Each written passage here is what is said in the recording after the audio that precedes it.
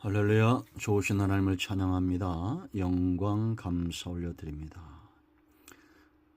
오늘도 여호와 일의 날 하나님께서 우리와 함께 하심을 사모하며 믿습니다. 자, 오늘은 잠언 22장 17절 말씀부터 21절 말씀 묵상합니다. 기도합니다. 영광과 감사와 찬송을 우리 하나님께만 온전히 올려드립니다. 잠언의 말씀들을 사모하게 하시고 하나님의 선하신 뜻을 우리 가운데 보이시니 감사합니다. 주의 보혈을 의지하오니 우리의 모든 죄와 허물을 사하시고 말씀을 읽으며 들을 때에 주의 음성으로 듣고 깨닫는 시간 되게 하옵소서. 종을 낮추시고 겸손하게 하시고 오직 말씀의 도구만 되기를 원합니다. 오늘도 여호와 일의 날 하나님과 동행할 사모하며 예수님의 이름으로 기도합니다. 아멘. 17절 봅니다. 너는 귀를 기울여 지혜 있는 자의 말씀을 들으며 내 지식의 마음을 둘지어다. 이것을 네 속에 보존하며 내 입술 위에 함께 있게 함이 아름다우니라. 내가 네게 여호와를 의뢰하게 하려 하여 이것을 오늘 특별히 네게 알게 하였노니 내가 모략과 지식의 아름다운 것을 너를 위해 기록하여 네가 진리의 확실한 말씀을 깨닫게 하며 또 너를 보내는 자에게 진리의 말씀으로 화답하게 하려 함이 아니냐. 아멘. 오늘 이 말씀은 우리에게 응답이 됨을 확신합니다. 자, 여러분, 성도는 하나님의 말씀과 그 교훈을 정금보다 꿀보다 더 사모하는 사람들입니다. 여러분 어떻습니까? 정말 어떤 보화보다도 말씀을 사모하고 내 입에 꿀처럼 그렇게 하나님의 말씀을 흠모하고 계십니까? 여러분, 우리는 보화를 어떻게 다룹니까? 정말 귀하게 다루죠. 그 가치만큼 다루는 것도 다릅니다. 그렇다면 성경을 향한 우리의 태도는 어떠해야 될까요?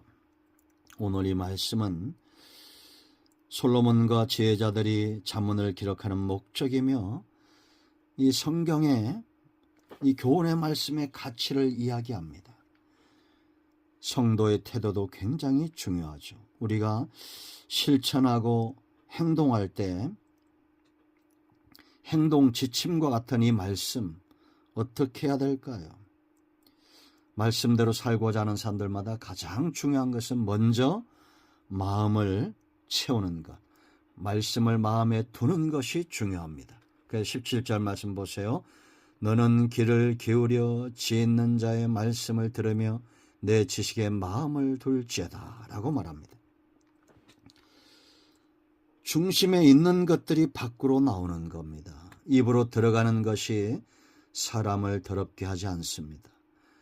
그 입의 중심에서 나오는 말들, 입을 통해서 나오는 말들이 사람을 거룩하게 하기도 하고 그렇지 못하게도 합니다. 우리 마음에 무엇이 있는가가 곧 내 언행과 연결이 된다는 것, 이것은 너무나 당연한 겁니다. 귀를 기울이다 라고 말합니다. 집중하는 거죠. 다른 데 보지 않는 거죠. 이는 마치 초병이 군대에 앞서가면서 면밀하게 살피듯이 얼마나 긴장하겠습니까? 초병이 잘못하면 위기가 오죠. 그런 것처럼 하나님의 말씀에 주의하고 귀를 기울여야 됩니다. 이 말씀을 들어야 돼요. 집중해서 듣는다. 여러분, 우리가 병에 물을 채우듯 성도는 마음에 하나님의 말씀으로 그 은혜로 채워야 됩니다. 그 18절 말씀 보면 이것을 네 속에 보존하며 지키는 것이 중요해요. 여러분, 우리는 상처받은 말이나 문제나 내가 살아오면서 겪었던 어려운 것들을 오래 기억할 필요가 없습니다. 빨리 그러한 것들은 잊어버려야 됩니다. 그러나 내가 깨달은 말씀, 받은 은혜, 이런 간증들은 오랫동안 내 속에 남아있어야 됩니다. 무엇을 붙들고 사는가를 보면 그 사람의 영적인 상태가 보입니다. 상처를 너무 오랫동안 붙들고 사는 분들이 많습니다. 원수를 너무 오랫동안 미워하고 붙들고 사는 사람들이 많아요. 결국 내 삶에 얻는 것이 없습니다. 그 문제들이 뭘 주겠습니까? 빨리 없애버려야죠. 지나가게 해야 됩니다. 그러나 내가 깨달은 말씀들, 내가 받은 은혜는 오랫동안 마음에 지켜야 됩니다. 생명의 근원이 그래서 마음에서부터 나는 거예요. 자, 두 번째 19절 보세요. 이렇게 정금같이 말씀을 사모하는 사람들, 이런 사람들은 이런 삶이 자연스럽게 나타납니다. 19절 내가 네게 여호와를 의뢰하게 하려 하여 이것을 오늘 특별히 네게 알게 하였노니. 이 잠언과 교훈은 특별한 것들입니다. 하나님의 말씀은 특별한 거예요. 이 말씀을 가까이 하는 사람들마다 증상이 있는데 그것은 여호와를 의뢰하는 믿음과 신앙이 깊어진다라는 겁니다. 환경이 중요하죠. 내가 무엇을 가까이 하느냐가 굉장히 중요합니다. 우리가 행위가 온전치 못한 사람들, 이런 악한 자들, 그런 자들과 함께하면 그것에 영향을 받아서 우리 또한 그렇게 될 것이다 라고 성경은 말하고 있는데, 잘못된 영향력이 그 사람에게 미치는 겁니다. 어둠 가운데 있으면 어둠의 영향을 받겠죠. 그러나 빛 가운데 나오면 어둠은 더 이상 힘을 쓰지 못할 것입니다. 그러므로 성도는 하나님을 가까이 해야 돼요. 여러분 이제 내일 나오겠지만 24절 말씀 보세요. 노를 품은 자와 사귀지 말며 울분한 자와 동행하지 말지니 그의 행위를 본받아 네 영혼을 올무에 빠뜨릴까 두려움이니라. 우리가 누구를 가까이 하느냐가 중요하죠. 말씀을 가까이 하면 하나님을 의뢰합니다. 양은 목자 곁에 있으면 모든 것이 해결되는 거죠.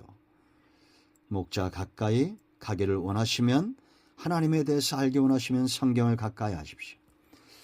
우리가 만유 가운데 계신 하나님을 느낄 수 있습니다. 기도를 통해서, 응답을 통해서 하나님을 알 수가 있습니다.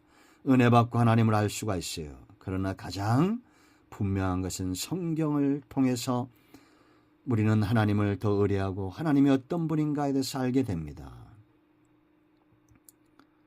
자, 세 번째, 화답하는 삶이 중요해요. 하나님의 말씀이 귀하고 내 삶 가운데 이것이 정금 같고 꿀 같다면 이제는 그 은혜의 진리의 말씀으로 화답하는 것이 중요하죠. 20절 보세요. 내가 모략과 지식의 아름다운 것을 너를 위해 기록하여. 지금 솔로몬이나 지혜자들은 본인들이 깨달은 이런 하나님으로 받은 진리의 말씀과 그 은혜를 이제는 누군가에게 다시 전하고 그 은혜를 흘려보내는 하나님이 기뻐하는 삶으로 화답하고 있다는 겁니다.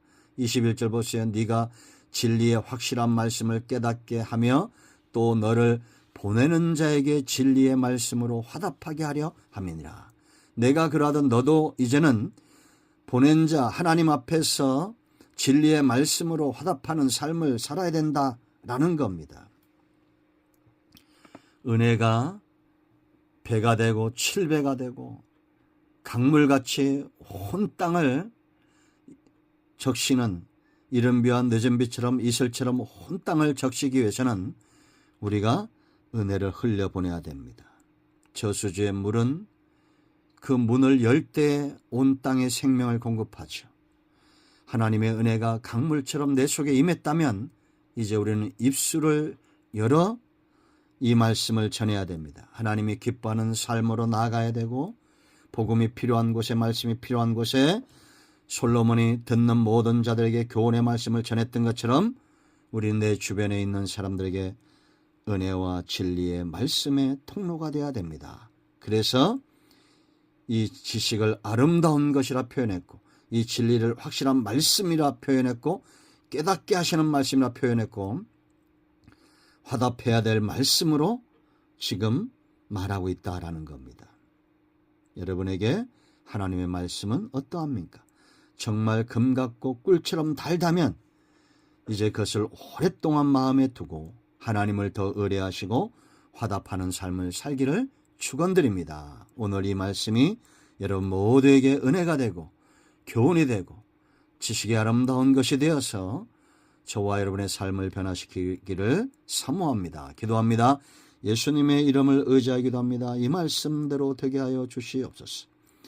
우리 가운데 마음이 상한 자, 병든 자 치유하시고 이제는 진리의 말씀을 마음에 두고 여호와를 의뢰함으로 이 말씀에 화답하는 삶, 합당한 삶을 살아 하나님을 영화롭게 하기를 원합니다. 예수님의 이름으로 사모하며 기도합니다. 아멘. 할렐루야. 오늘도 응답이 우리 가운데 임하였습니다. 아멘.